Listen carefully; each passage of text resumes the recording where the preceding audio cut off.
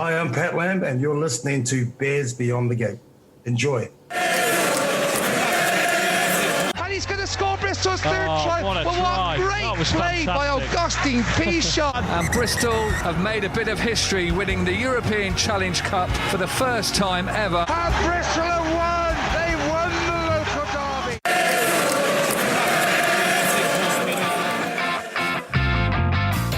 You're listening to Bears Beyond the Gate, a Bristol Bears podcast made by fans for fans. We're 2.5 season card holders at Ashton Gate who love the club, the game and all things Bears. Finally, after nearly 8 weeks, the Premiership is back. We hear from the Daily Telegraph's chief rugby writer Charlie Morgan, who gives us his thoughts on, let's face it, a weird season so far, both in terms of the league in general and the fluctuating fortunes of the Bears more specifically. We discuss his comments and then look forward to the 6-match run-in that starts on Friday night under the lights against Saints. Pat has given his thoughts with a fairly detailed interview on Bears TV, but we give ours too and try to predict what sort of team and result we are likely to see. I'm Pete and I'm joined by Miles and Lee for a cheeky beer and a bit of rugby banter. Well, boys, we're back on the midweek Zoom. Can't make this a habit, lads, can we? But, you know, must. It's not easy trying to coordinate 3 very, very busy people for an amateur podcast. But I did stick out that docu-pod on Sunday to keep the fans happy. The interview with Paul Morgan, it's quite a long one. Charlie. No, Paul Charlie. No, Charlie's who we're talking to tonight, mate. Paul Morgan. Oh, God. Paul, yeah, no, couple of more. This is why we can't do a midweek pod. I just point out, Pete. You know, you and I, you know, we're not drinking, but Lee's got a pewter tankard for goodness sake. No wonder he's gone astray already. Absolutely. No, just to clarify, that little interchange. Paul Morgan, who is the comms lead for Premier Women's Rugby, who used to be the director of communications for Premier Rugby and the Rugby World editor. We released a little interview with him on Sunday where I did with him last week, where he talked about the women's game. It's what I call a docu-pod. Charlie Morgan is the chief rugby writer for the Daily Telegraph, and who I spoke to last week, and who we're going to hear from in a minute. And he has given us his thoughts on the run-in and Friday night. So is that clear, everybody? Yeah, it's a lot clearer than it was. Like I kind of missed Sunday quite a bit, Pete, to be honest. Yes, teacher. All understood. I know. Well, I should have sent I should have planned it a little bit more and sent the PowerPoints out to you first so that you could read them through. But anyway, boys, we're here. But I mean, I think obviously, as I said in the intro, it's been a long time. There's been, well, since that quite exciting night at Ashton Gate when Bath rocked into town and we scored numerous tries, and then since then there was the Crusaders game, and then there has been that kind of Friday hit out at Bedford where virtually everybody played.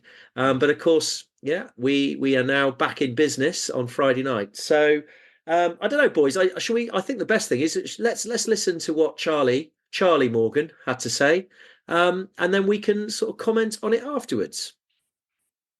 Okay, so thanks very much, Charlie, for coming on. I do appreciate it. I know you've had been juggling bedtimes and stuff like that, something that I'm sure a lot of our listeners know and remember or are in the middle of as well. But I mean, it's kind of been a fallow period for us club fans, but obviously for yourself, I imagine it's been really, really busy. What with the Six Nations, and obviously I know you do your own podcast as well. So how's it been recently? Hectic, and that's before you throw in sort of toddlers, trying to wrestle toddlers to bed.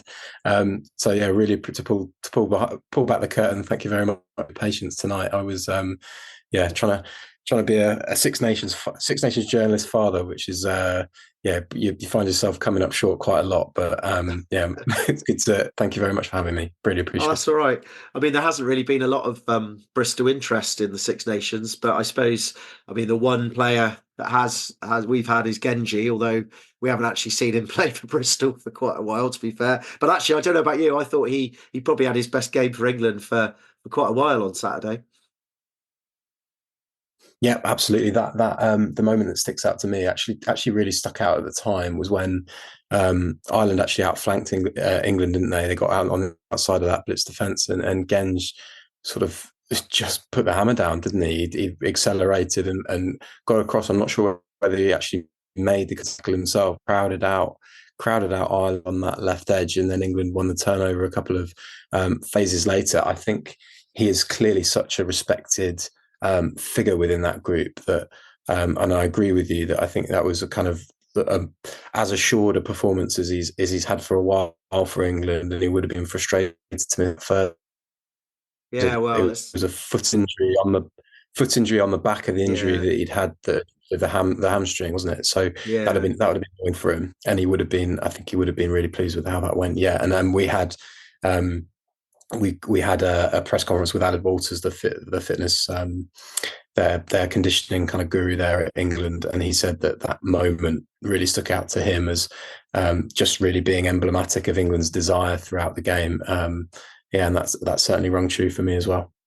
Well, I just hope he brings that form back to Ashton Gate when it's all over. Anyway, obviously, I wasn't really here to ask you about England, although it is fascinating to talk to you about it. But actually, what we're here for is that you're here to help us kind of preview the Premiership restart, which on March the 22nd. So I thought I'd just sort of ask. Firstly, start by asking you what your take on the Prem season has been so far up to this kind of very extended fallow period, and then after that, what you think is going to happen more generally, and perhaps a few comments specifically about the Bears and what they might do.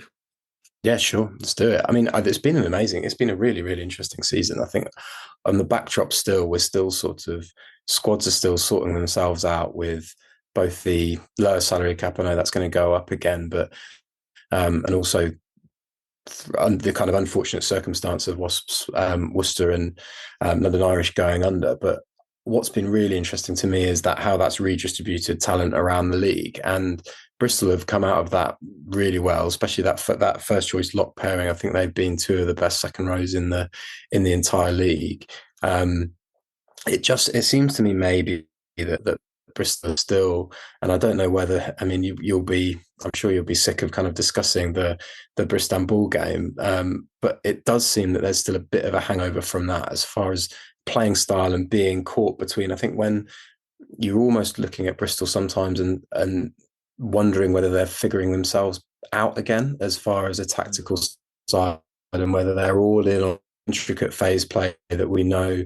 I just remember talking to players and how Pat Lam had these phase maps, and how these things were really kind of intricately thought out, and when it was at its best, and when there was firepower among that, and when the ball movement was really slick and players were getting kind of X factor players in space, that looked really, really good.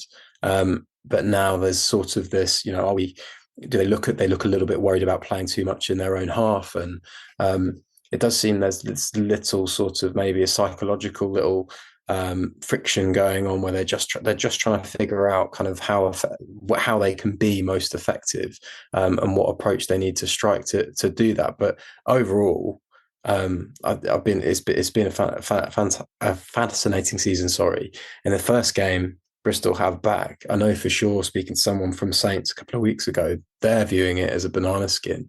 I think the next stage of this season, and it's another really interesting kind of subplot, is how teams kick on from having this huge break, what they've done. I think it'll be under the microscope who's kind of used this period better. Squads will kind of be replenished with players from it that have been injured coming back. But also they'll have to reintegrate internationals, and Saints are top by, and they've got a nice little buffer now, but also that can change very quickly. And they've got this kind of new problem of having contributed a lot of England players. So that's going to be, it feels like a sprint to the finish now. World Cup seasons are always a bit disjointed and a bit weird anyway, so I wouldn't be surprised if there are a few shocks to come. Yeah, no, it's interesting what you said about Bristol, because we interviewed Dave Atwood recently, actually, and also Joe Joyce, who were kind of in the thick of it. And one of Dave Atwood's comment was that everybody expected us to win, and they expected us to win, and the narrative we were going to win, and it was all going well. And then when it didn't, they just didn't have the team experience to know what to do, and they started panicking. And I think maybe you're right. And then the fans kind of got quiet and so forth. And I think you're right. It's that perhaps on the back of that there was a bit of worry that we just couldn't handle that. And the same, Pat obviously changed the game plan a little bit and perhaps went a bit more conservative, and we lost our identity. Although it was quite interesting. I don't know if you must have picked up before the Bath game when he came out on telly and basically said Steve Lansdown had rung him up and said, "You've got to stop this kicking. You've got to start playing the Bears way again." And I don't know what you, as a kind of journalist, thought about that, because it was quite un-Pat-like to kind of give away that. It was very interesting.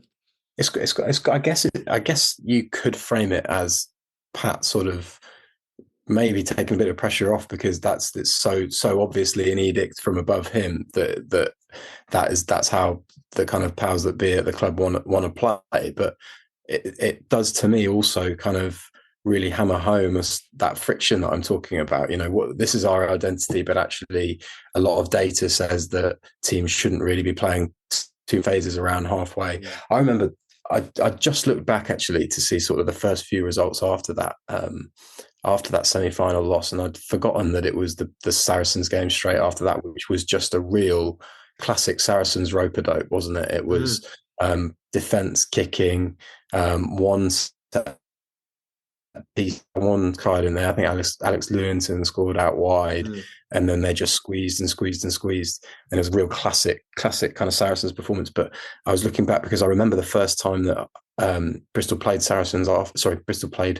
Harlequins, first time since that semi-final, and in the press in the week I asked Pat, do you think there's going to be any psychological damage that you're going to have to get over before this game? And he, to be fair, he hated the question. I think really hated the question, because he was just sort of saying, yeah, look, absolutely, it was a process that there were mistakes that we looked back on at that game, and we know where we need to be better. We know where we know how to kind of rectify what went wrong.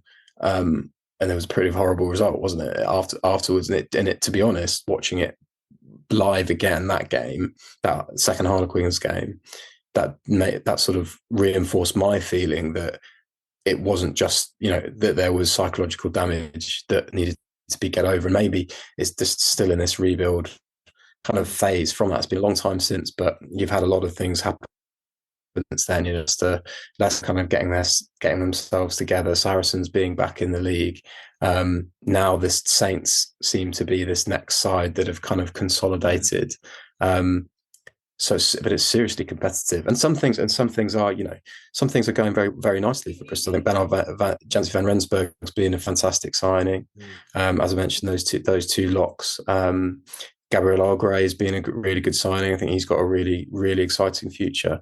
But it just is very competitive, and there are just every season some clubs are going to be disappointed, and if you're a little bit off, you're going to be sinking down to that lower middle table.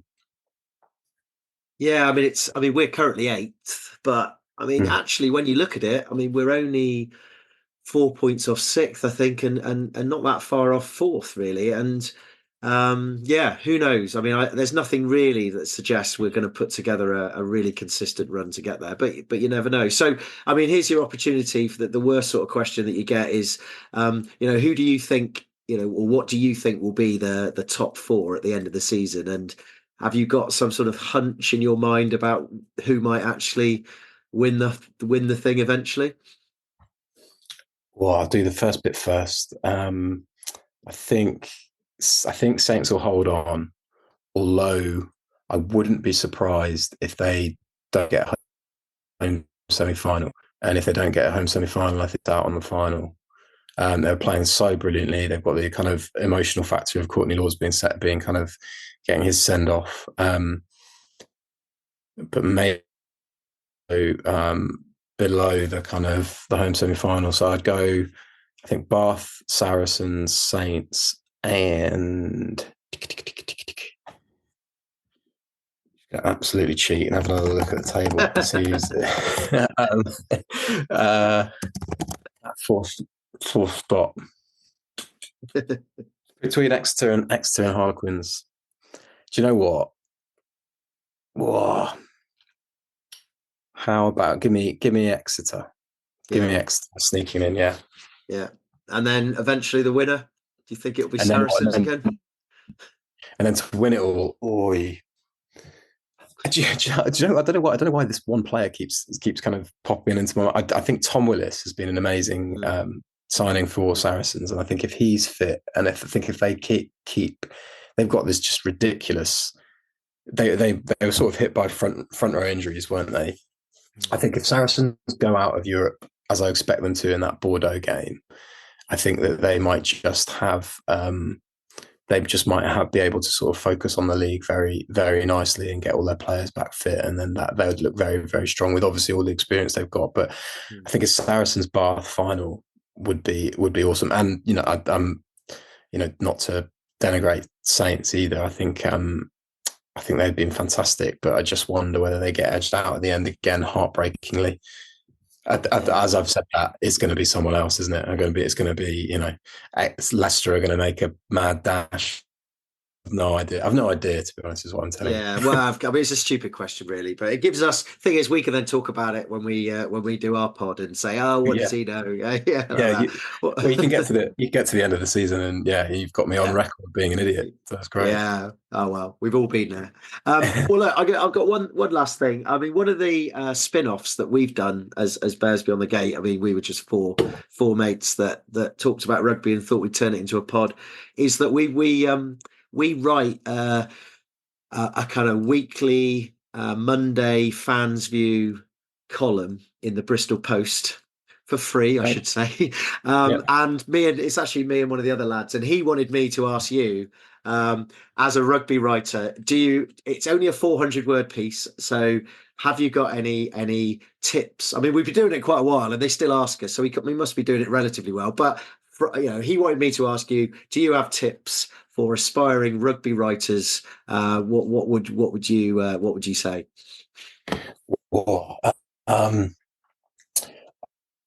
Always tell kind of people getting into the industry that you've got to be persistent. You've got to find a kind of middle ground between being persistent and annoying. So if you're persistent with sort of badgering contacts, badgering kind of press officers for interviews, I think that's really, really good. But you don't want to be so annoying that you you kind of terminally end that relationship, I guess.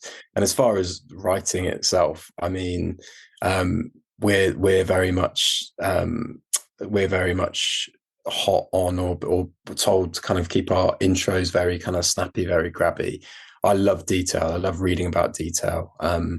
And from a fan's point of view, what you've got in your, if I really don't want to sound like I'm lecturing here, but what you've got in your favour as a match going fan, which also journalists have, is you're seeing things that aren't on TV. You're seeing little kind of interactions between staff members on the touchline and players off the ball, and how much players are working off the ball. We just talked at the beginning about how Ellis Genge, that was quite obvious, wasn't it, on the telly, even watching it back, but live, it's just really palpable, isn't it? How much work these players are doing off the ball. And I just think you can really use that in your favour if you're actually going to these games. So I hope that's enough. And then Brilliant.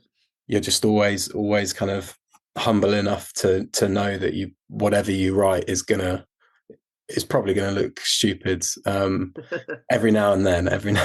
Yeah, you might look like Nostradamus a few times a season, but then you're setting yourself up to fall. But that's what keeps us coming back.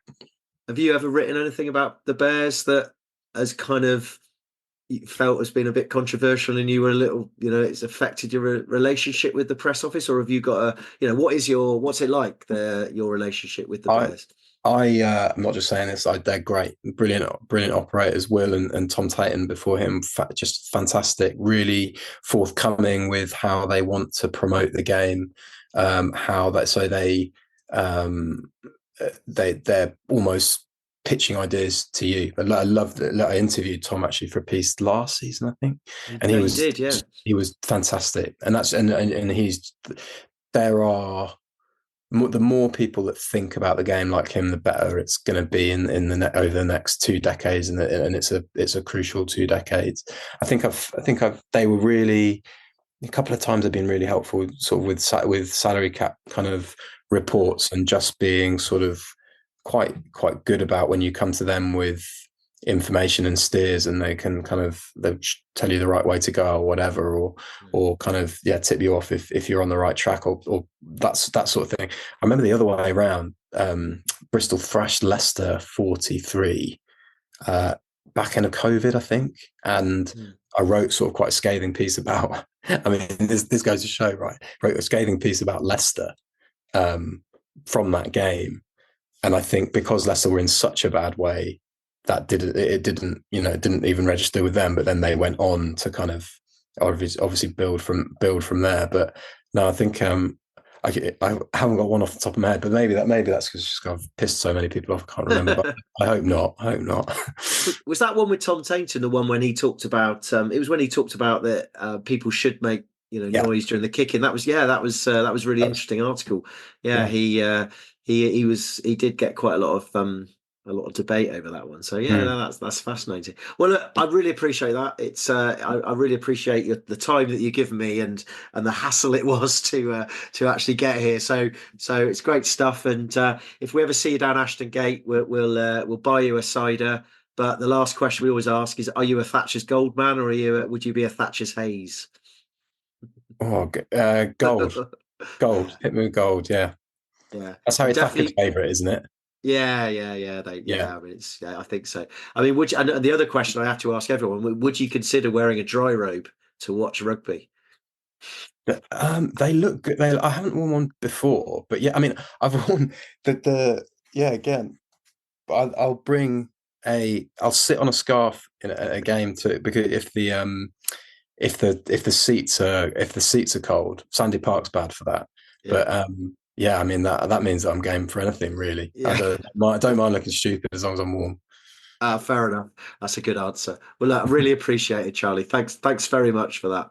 No worries at all. So there you go, boys. I mean, yet again, I've got to say how welcoming the kind of wider rugby world are for, let's face it, jokers like us.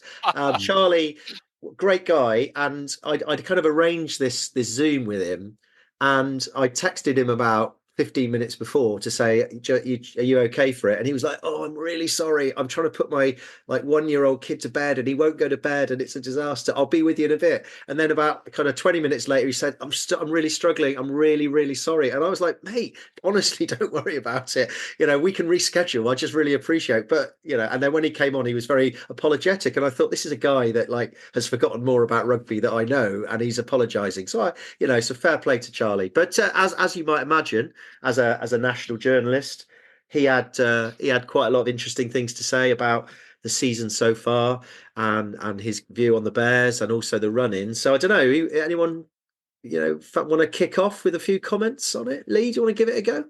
Yeah, I mean, first of all, I love the fact that actually it was so lovely, the fact that he wasn't as prepared as what you would expect someone to be. And I mean, it just kind of, it gives me a lot more hope for the future. It's almost as amateur as me and you two boys together on a Sunday evening. I think, to be fair, he was a bit flustered, but he got his act together quite quickly. And to be fair, we all know what it's like trying to put a 1-year-old to bed, don't we? But it's not the easiest job in the world. But no, I mean it was a brilliant interview again, Pete. But there was a couple of things that I wanted to pick up on.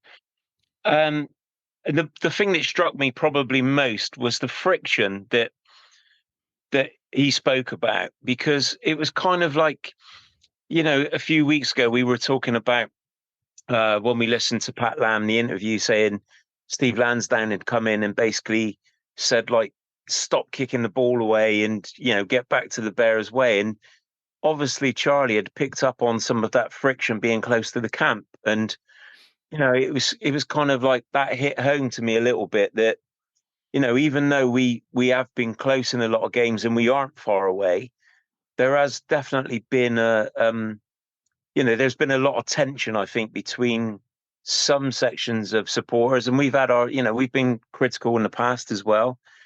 And, it's just nice that someone from the outside point of view, had that same kind of opinion. Mm. No, I think it's a really good point. I mean, you can look at that in two ways. I mean, a successful team in some ways needs a bit of friction. You need a bit of bait, but it can be a bad thing as well if it's not constructive. So yeah, it is always. I mean, this is why it's quite nice to talk to these guys that have got no particular agenda. They're there just to talk to us, and that they have an outside view of our team is always very, very interesting. I mean, what did you think, Miles? Did you enjoy it? Yeah, I mean, and I love the fact that he's, given up his evening really to chat to an amateur podcast, that we claim to be. He was such a nice chap, really great. And he was phased a little bit by your questioning, Pete. I could see that he had to look up the Premiership table, didn't he? And a fantastic guy. And I know we have tried to put Bristol to bed, but you got the question in there, Pete. You got the gyro question in. I didn't. He raised it. I didn't. I had put it to bed, and he just ripped off the duvet. But we've put it to bed. But still, it's fascinating that a rugby journalist still can pick out some points that we hadn't even thought about, hadn't he? He talked about, you agreed that we weren't prepared to. We're expected to win. We didn't win, and we didn't know what to do when things were going wrong. And I love the point, the fact that he'd interviewed quite a few players after that who discussed this really complex phase play that the Bears way is really sort of works around. And you're right, maybe that's where we've gone a little bit wrong this season. He chatted about we haven't had maybe the skilled players, the sort of semis and the Charleses, to be able to put together this complex phase play. And maybe this is a reverb of Pat 2.0 that we're finally getting there. And maybe over the sort of next season, that's where we're going with integrating all these new players. But yeah, it's a great interview. Loved it. Yeah, just to pick up on what Miles had just said then about the skill players, I disagree slightly, because I feel like, with Semi, really, we never really used him as anything more than a battering ram, as far as I can see. He's like he was kind of get across the game line, and I kind of felt that at times we could have probably used Semi in a more constructive way than a more skillful way as such than we actually did. But I do feel like, as Miles has said, I think next season we are going to definitely be more of a batter and ram type of forward-thinking team. And I do feel like it was picked up on the point of kicking the ball. We're almost scared to run from our own half, aren't we? A lot of the times this season, and I think we'll see a bit more of that next season as well. Yeah, no, I think it's interesting. The other thing that I thought was interesting, Charlie said that after that semi-final debacle, he went back to see what we did afterwards. And do you remember that was when we didn't really have a pre-season, did we? We didn't have any pre-season games, and we had like one inter-club game, like house rugby or something like that. And then we had that terrible game against Saracens, first game up, when we were looking really good. We were all over them. Yohan Noyd nearly scored in the corner, and I still maintain that Binny Vulapola just went flying in over the top of the floor. And then Lazowski scored, and then they, as Charlie said, squeezed the game. And then we went to Wasps, didn't we? And I went on that game. We started for 5 minutes and then got hammered at Wasps. And the whole season kind of fell apart. And I guess what he was trying to say was that, if we had maybe got our mojo back straight away and had got back to that kind of, despite the Harlequins result, had got back to that kind of exciting, intricate phase play that worked, we might have had a good season. And then it all tailed off, and then we started getting injuries and people left, and it was kind of an interesting viewpoint. I mean, the other thing I obviously asked him about was what he kind of felt about the season so far, because it's been a weird one, hasn't it? It's a World Cup season, but it's a World Cup season that started really early with the Premiership Cup, and then have put this massive break in the middle that partly is to do with the fact that we're only, I guess, down to 10 clubs. So they felt as though that they could kind of they could do this and have the Six Nations as a massive block and then still just about be able to finish it afterwards. I don't know. It's kind of, as he said, it's almost cut the season in half, and this restart is going to be almost like a sprint to the finish. It's almost as if the rest of the season that's happened so far could almost be irrelevant, and anything could happen in these last games. So I thought that was a kind of interesting point, which is part of the reason I got him on, really, because I wanted him to say something interesting about it. But what do you think, Lee? Yeah, I mean, it's not been great for supporters, has it? To be fair, I mean, I'm not a big fan of kind of having breaks during the season. And let's face it, most of us couldn't afford to go and watch a Six Nations game. I mean, I know you were privileged, Pete, because you had friends in high places. Yeah. But it's not great. You're watching Six Nations on the TV, and it's not great for the club because we're having, I can't. Well, how many weeks has it been since we had a home game? But having said that, I am looking forward to Friday night because, I think Saints are going to come down, and I do feel that we're going to be right up for it. I know we'll talk about team selection a bit later, but it is going to be as much as I've hated the fact we've had such a big break. It has given that kind of optimism. It's brought it all back again, ready for Friday night. Yeah, no, it's weird. It's a kind of, it's like a pre-season, but it's not. It's a supercharged pre-season. It's not been about getting up to fitness, I guess. It's been about how well the teams have kept their kind of Ferraris purring, how they've oiled the engines, how they've, how you've kind of put a bit of mileage in the tank, but not too much. And I think I think I like the idea of the fact that we could get some really, really interesting results. I mean, if you think about Gloucester, for example, that have pretty much had a worse season than us, they've suddenly got silverware. And you look at their team and you think, well, actually, they're not a bad team. And we're going to play them, in 2 weeks' time. And actually, you think, before the break, I might have thought that was a shoo-in. Now I'm not so sure. And then he said about Saints that he had said that he'd got the inside track from a couple of Saints players that they were really worried about coming to the gate on Friday. Because he said, it depends on how the teams cope with reintegrating England players. And this is something the Saints have had to deal with this season, is that they've got a lot of England players who've played a lot of matches, and we've only got one.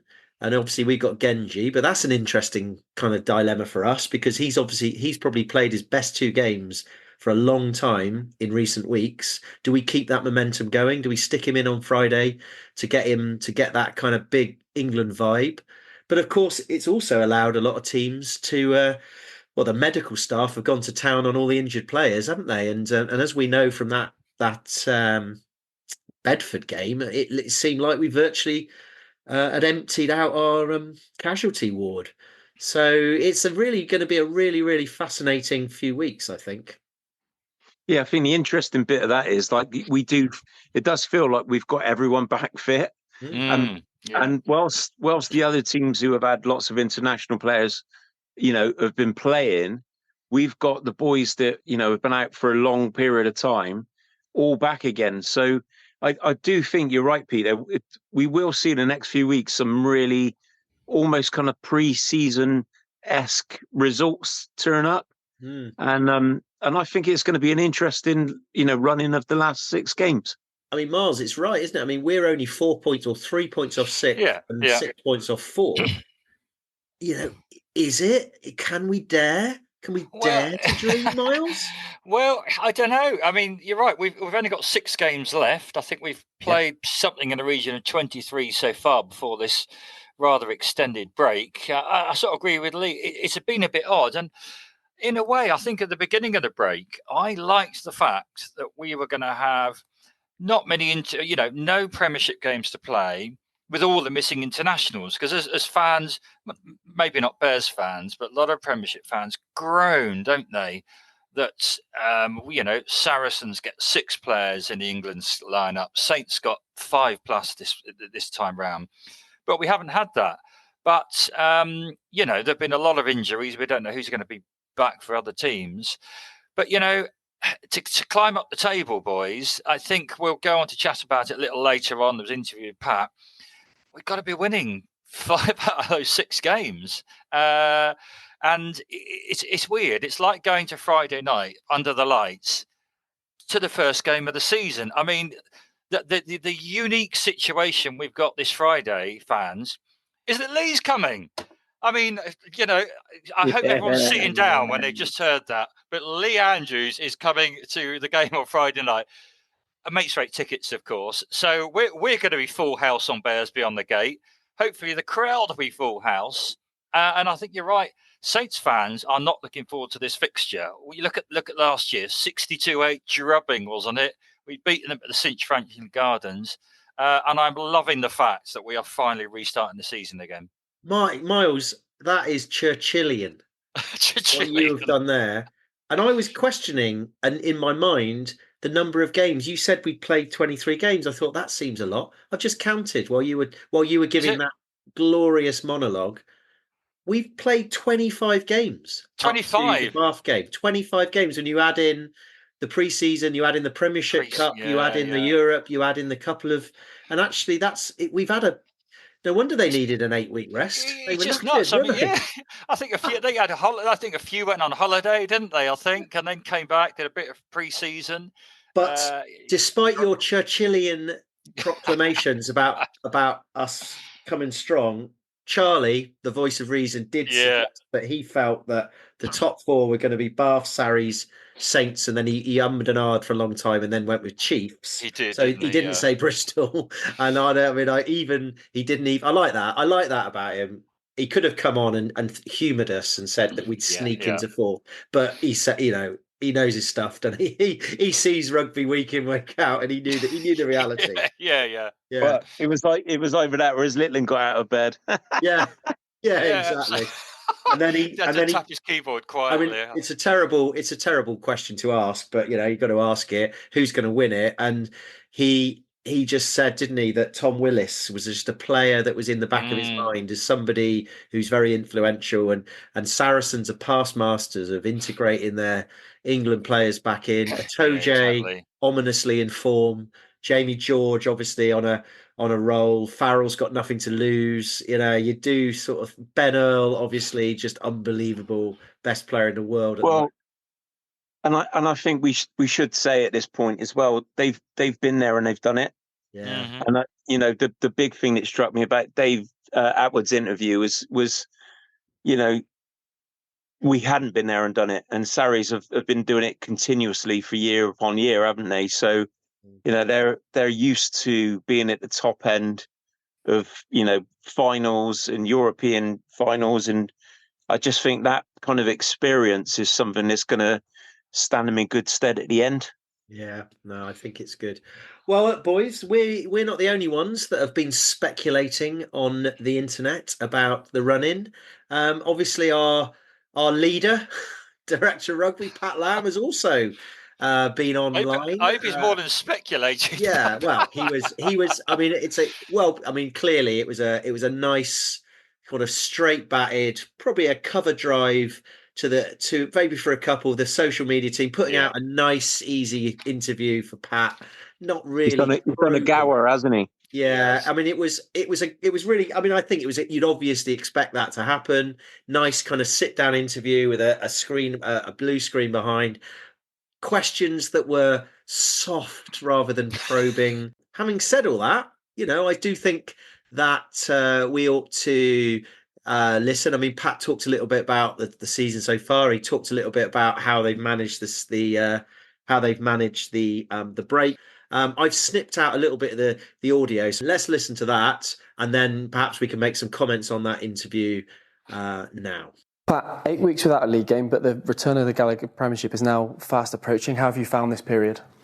Well, firstly, we're excited. It's been a really unusual one on how you manage, and who's got it right, who's got it wrong, we'll know over those 6 games, remaining fixtures. But I think what we looked at, obviously, if you include pre-season, 23 games on the trot was unheard of, and it was a phenomenal effort by everybody. So we obviously needed a break. So we took that week off, came back for the Crusaders week, which was a great week, another week off, and then we had 2 weeks of really good work that we could continue to grow our game, the Bears way. And now we have this build up and till next Friday night. So, yeah, the league has been so competitive this year, and as you mentioned there, with 6 games to go, we've given ourselves a chance. Well, it's in our control, all of us, 8 teams now. You win probably 5 or 6 of those games of the last 6 rounds, you're in the playoffs. Simple as that. So it's in our control, and we won 4 out of the last 5 premiership games, and that's got us to the point where we can compete now, and now every game, and this is where we're going to need our crowd, we're going to need everybody, all pulling together to approach every game and try and get the wins. And on the subject of the crowd, if we throw it back to our last game at Ashton Gate against Bath, incredible atmosphere, an incredible occasion, and a real exhibition of attacking rugby from your side. A lot of our crowd understand that we've been really close, and to see that support, and then more important to see how they reacted the way we played, and we really went back to what we built the team on, and the fearless type of rugby we want to play. And it was a great game, great exhibition. Probably not as good as 2 years ago when I would rather have seen that, where we put 48-3 on Bath, where our attack was really good and our defence was really good. But it was the way that we played the game was really refreshing and good to see. What are the key principles of that style of play that you want to see? Yeah, I think the biggest one is about, around, when we talk about attack mindset, it's a mindset that, fearless. Don't be worried about making mistakes, because if you have an attack mindset and you're in the right place, you won't make mistakes. I don't want the boys to play with fear. I want them to work out what's on, choose the best decision, and then execute the skills. Sometimes you'll make errors, and if players do make errors, as long as they're making the right decision, then we can live with that, and we can fix that. So, and then the other one, obviously, for us is, the way that we, there's a speed of ball that we work towards, the way that we transition, get into our shape, and attack as a team and defend as a team. So, if it's on, it's on, and don't be afraid. Okay, Lee, I know you're champing at the bit you're like a gelding. Well, no, actually, you're not like a gelding. You're like a horse that isn't a gelding, desperate to get back to the stable. You want to say something because you were very keen to make a comment on that stuff. I mean, as much as it was lovely that Pat, did the charm offensive again with the supporters. I mean, there was a couple of things I wanted to mention, and I don't want to be over critical again, because obviously we are all behind him and our team, but worried, talking about, well, we want players to play without fear. Now, I feel that's been a big thing, that we have played with fear for most of the season. And I kind of feel that, I mean, obviously we're not privy to being on the training ground or anything else, but I think that fear kicked in from the top. And I think maybe Pat had lost a bit of confidence in how we should play the game. He's already been talked about the fact that we needed to kick the ball more because we were watching other teams do the same thing. And I just feel that we did lose we had a lot of fear in our play. I think that's how we've played all season. And, we have been close in games, but I feel that those games we would have won if we would have played without fear. So if that's something that's been addressed in this break, then I will be absolutely delighted to have our players playing, the Bears way. I want to get our Bears back, and also I kind of felt like, Pat saying we don't want players to to kind of make mistakes, and we're not worried about them. Making mistakes, and I kind of feel like we have been worried about them making mistakes. It was almost like listening to it was almost like a therapy session. Yeah, but almost kind of like we know where we've gone wrong, sort of thing. You know what I mean? Like he's kind of saying, I don't like. It's that subject has been addressed. Does that make sense? Yeah. So again, I think if we have addressed that during this break, then we'll be a much better team going forward. But I'm just looking, I made some notes in the interview as well. And he said, I want to go back to the Bears way. And I kind of feel like we're going back to something we always wanted, so it's an indictment of things that have gone wrong. We want to play without fear. We want speed of ball, but we've got to keep the shape. But if it's on, it's on. And I think this is sometimes where there is that tension between structure and shape. Yeah. And heads up when it's on, it's on. And sometimes it must be very difficult for the players to do that. And of course, then you layer over making basic mistakes that come from pressure and so on. And then it's quite easy to see how the whole thing can unravel. But he said we've had tough times in the last few years, but we've got exciting times with the new signings. And I was sort of thinking, well, that almost makes me feel like we've written off this season a little bit. And it's all and he kind of talked about Bill Matter, is at the top of his game. Very excited about Ben Grondona as a former number 8. I mean, he was licking his lips, and they then showed a few clips from the Bedford game that I hadn't seen, and of Grondona sort of smashing into a few championship players. So yeah, it's an interesting to read between the lines. What do you think, Miles? What was your take from it? Well, I think I agree with Lee. I mean, prior to this little break, we'd won sort of 4 out of our 5 last Premiership games, and you're right. There was little sort of chat. Well, it's a sort of media-led question, and it's the Bristol Bears media team, of course, and it was a lovely interview, and he was picking up fans. But you're right. He wants us to go back to this fearless style of rugby. But you're right. Unless that has been addressed during this break, I don't know how you deal with fear, really. I mean, what do? You get a big brown bear up at the HBC and get them to chase all the players off the pitch, and if they run away, then that's not good enough. You don't need to bring your fantasies into the podcast, Miles. A bit of a tongue in cheek there. Or is it the Duchess's fantasies? Yeah, maybe. So you're right, and he talks about this attacking mindset, but why haven't we done this all season? Why are we languishing in 8th place in the Premiership table?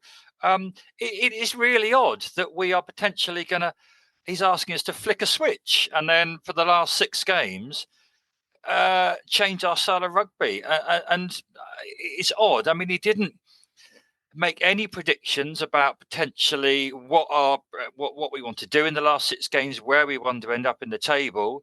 And an unusual interview with things that really have gone wrong. Odd. Yeah, Lee, you were sticking your finger up, but it wasn't the middle one. It was a forefinger. No, it's just to tack alongside what Miles just said. Like, why did we lose the Bears' way then to start with? How do we lose the Bears' way? And that comes from the top. That comes from coaching.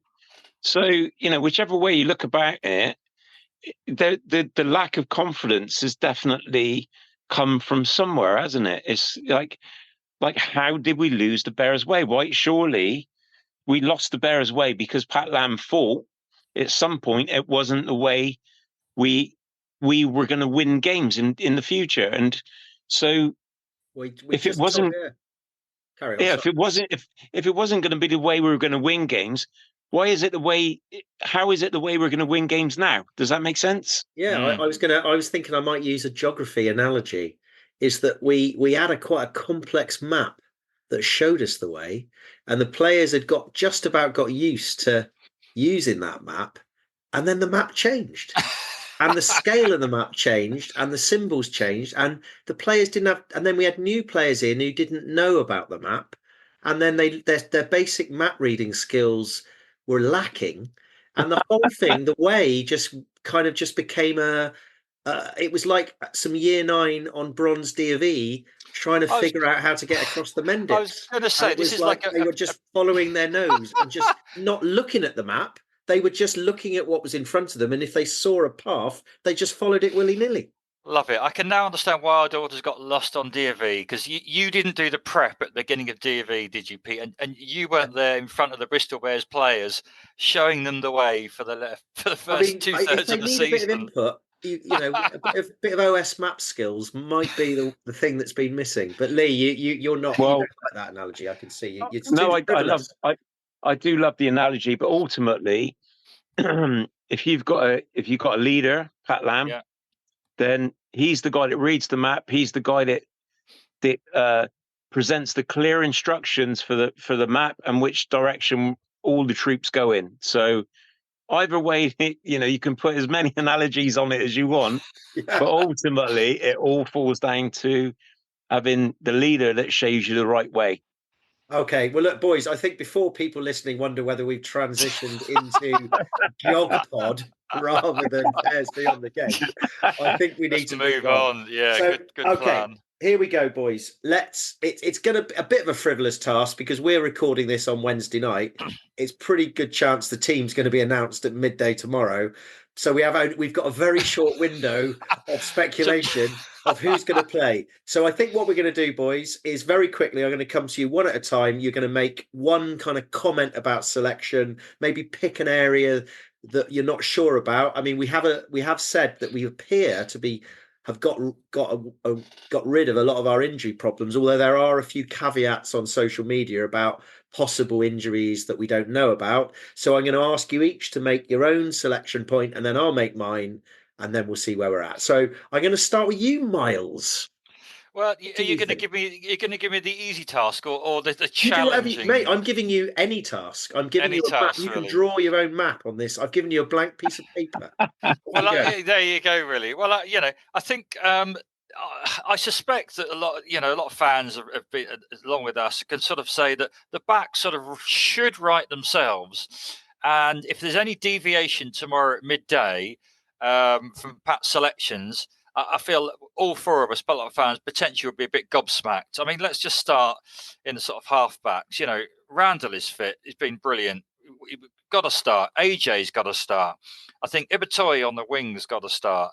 The centre partnership, if it is not Williams and Yancey van Rensburg, I think there's something wrong. And what are you going to do, Miles? You were going to say I'm going to be fuming tomorrow. I'm going to put out some furious tweet on X or something, which is unlike me. Twitter. And then, but we don't know about fullback who's fit. Malins, it's all been very quiet. I think Rich Lane has played himself into that position during Malin's absence, and I think Hewitt has been playing really well. So from sort of 9 to 15.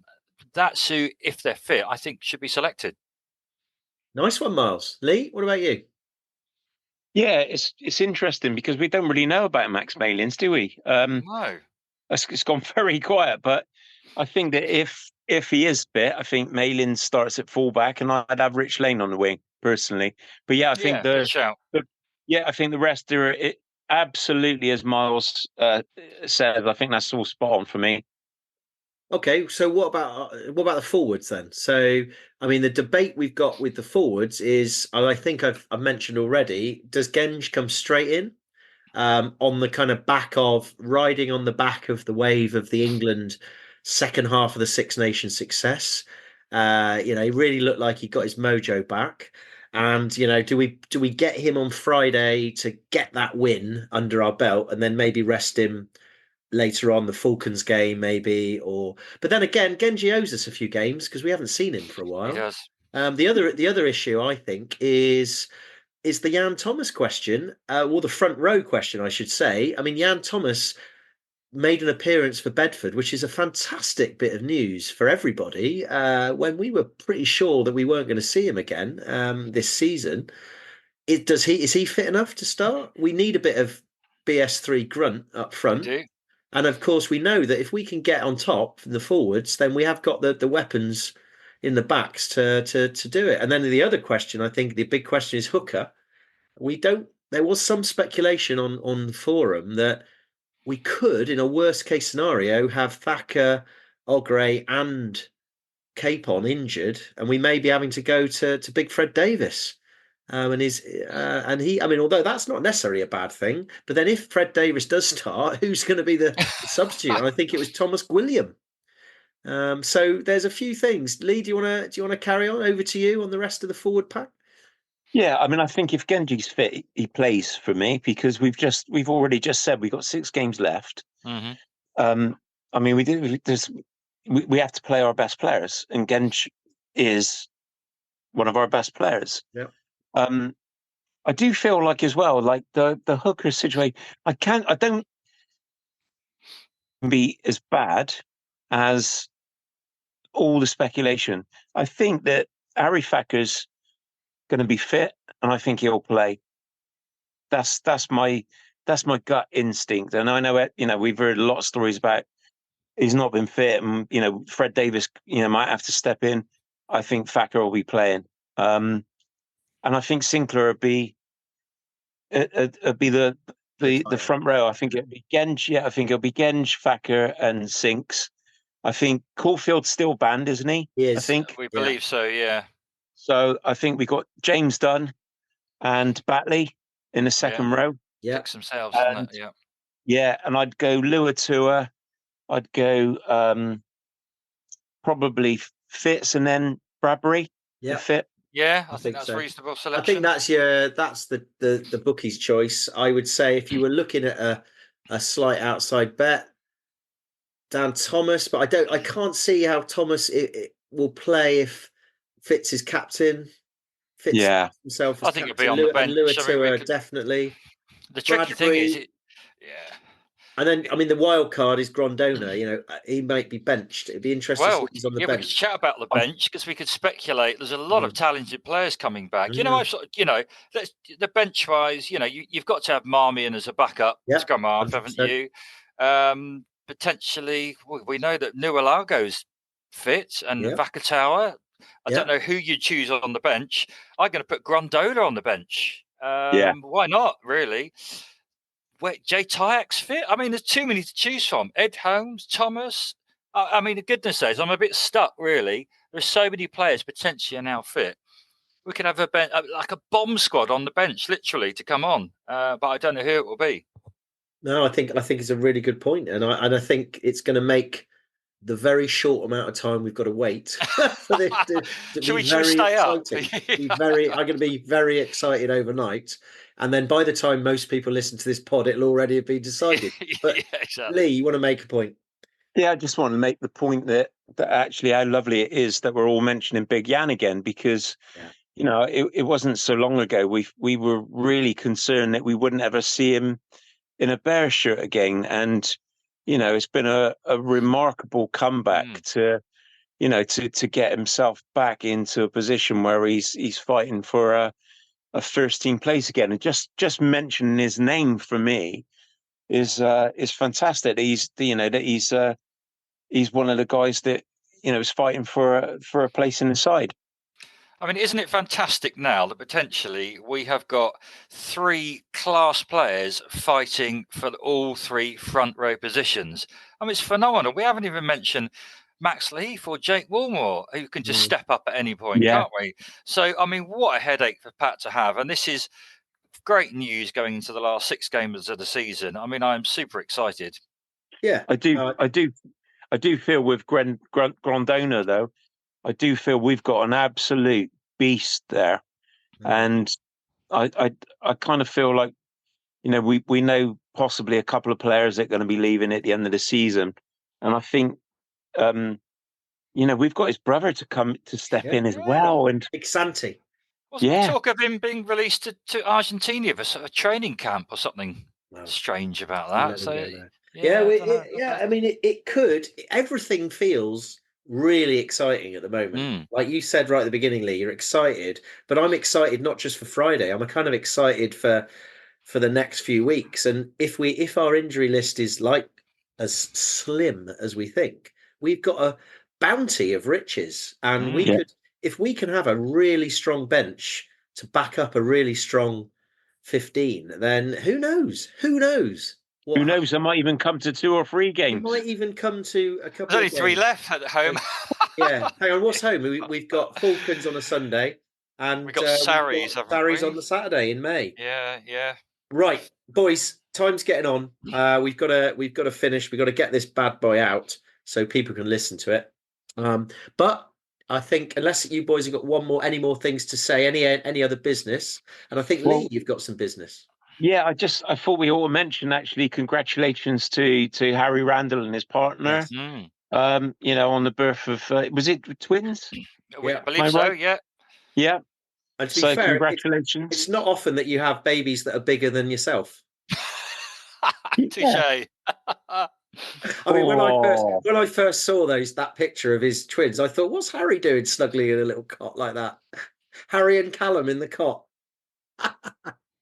You're on your own there, Pete. You're on your own, mate. Oh, mate, I gotta say, having fair play to the lad. I genuinely didn't realise that he was in the ballpark of having kids at his age. I thought he'd still be, if I'd put my arm around him, I'd say, mate, just give it another few years. It's going to be really tough, and twins as well. But fair play to the lad. Many congratulations to him. Yes. Yeah, well done. I think one final point that we ought to mention, Pete, is potentially the next pod may be out at around Easter time. Easter I'm afraid us busy lads have got a few holidays planned. I know we've been waiting for ages, and now finally the season's back, and now we can't do any because of our own personal logistics. But we won't have one on Sunday. We know that for sure after the Saints game. But we're working tirelessly, as politicians say. We're working tirelessly to make sure that we have one at some point on the bank holiday weekend